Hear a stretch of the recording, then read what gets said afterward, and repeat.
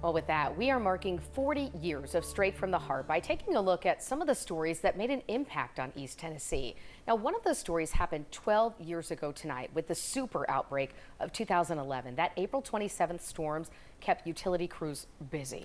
In Knox County, KUB crews worked around the clock to restore power, only to be called back out a couple of months later for another round with Mother Nature.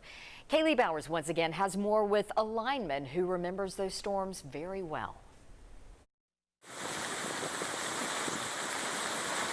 For KUB lineman Stephen Profit, the April 27th storm meant long hours.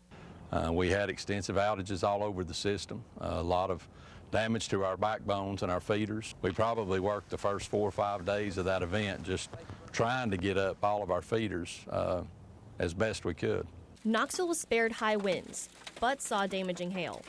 Roofs, cars, windows, nothing was spared.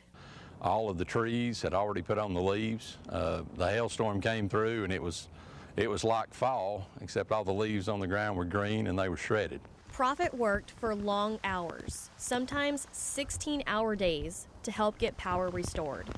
The sheer volume of work, we have storm events all the time here on the system, but just that was one of that magnitude. The first one I'd been through where we had that many calls, that many events. I think we ended up with over 140 broke poles, maybe over 130 transformers we changed. Even worse, colleagues barely had time to recover from the April storms before Knoxville was hit again in late June. Actually, we had 2 storms back-to-back, supercell, straight line winds, where we had about 75,000 customers out in April.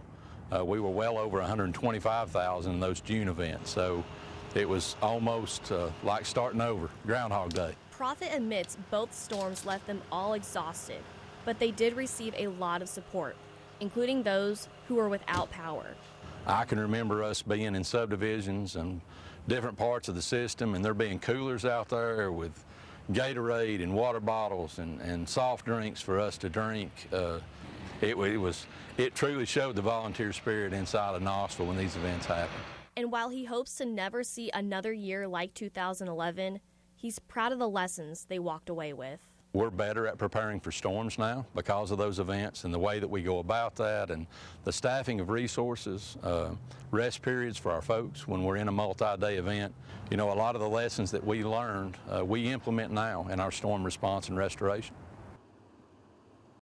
That's bringing back a lot of memories, I know. Stephen Profit says his family's home also had damage from the hail, but he says his neighbors stepped in to help keep the lawn mowed while he was busy working after those storms. And we've been talking about remembering those storms from way back when. You and I were both, of course, still working here at the time. And I mean, people had tarps on the roofs for months and years in some cases. You would drive down the street and you could see blue on the horizon just from all of those roofs. Yeah.